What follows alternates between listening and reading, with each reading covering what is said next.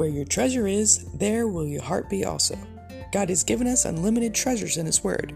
Every time we open it, we can discover a new treasure or admire an old one. What will we find today? Let's dig in. Here's Carla Early with Treasure Hunt in the Word.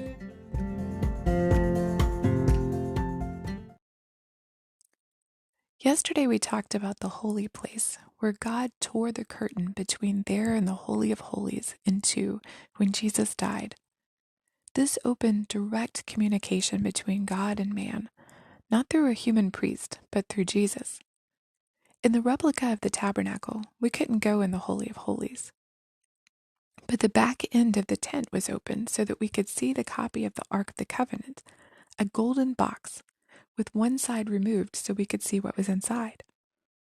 On top of the Ark of the Covenant was the mercy seat with golden cherubim. Above the mercy seat, between the cherubim, dwelt the Shekinah glory of God, His divine presence. This was a symbol of God's throne in heaven.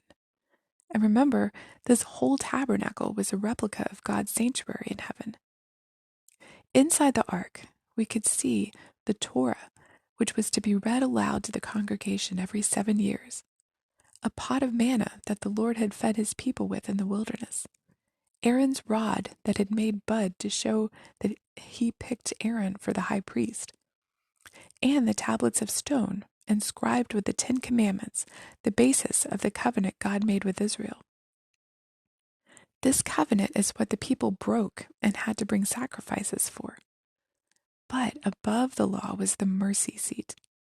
This symbolized that as long as God's people confessed and forsook their sins, mercy would be extended to them through the blood that was sprinkled there by the high priest.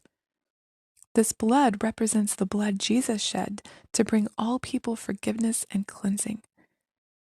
Each of the items found in the ark have a deep symbolism for us today.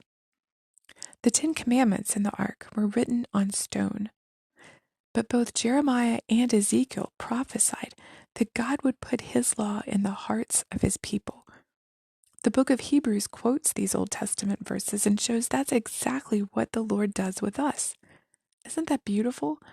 Listen to how 2 Corinthians 3:2-3 puts it. You are our epistle written in our hearts, known and read by all men. Clearly, you are an epistle of Christ, written not with ink, but by the Spirit of the living God, not on tablets of stone, but on tablets of flesh, on the heart. The jar of manna inside the ark contained the food that God provided daily for His people in the wilderness. The instructions were a test of obedience. They were to gather enough each morning for that day, 6 days a week. Then that 6th day, gather enough for the Sabbath too. The bread Jesus wants to fill us with is contained in His Word, the Bible. That's our manna. And it's a test of obedience. We should read, study, and meditate on it daily in order to be filled and live a growing, vibrant, joyful Christian life. Not that we need to spend each morning in His Word, but sometime throughout our day, we need to spend studying His Word to receive our nourishment. The rod of Aaron is an interesting story. If you don't remember it, you can read it in Numbers 16 and 17.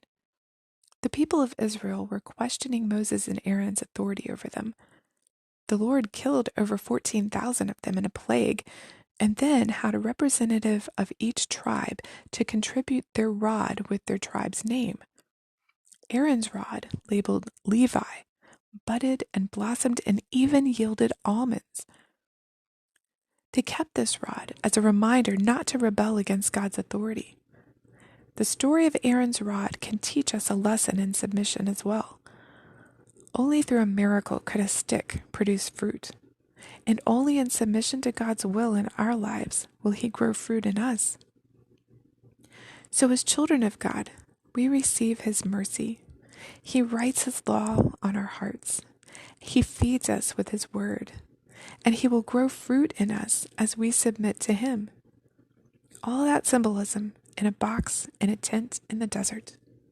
You can contact us at treasurehuntintheword@gmail.com. We'd love to hear the treasures God has given you through His Word. You can listen to other episodes at our website, which you can find in the description below. Thanks for listening, and remember, where your treasure is, there will your heart be also.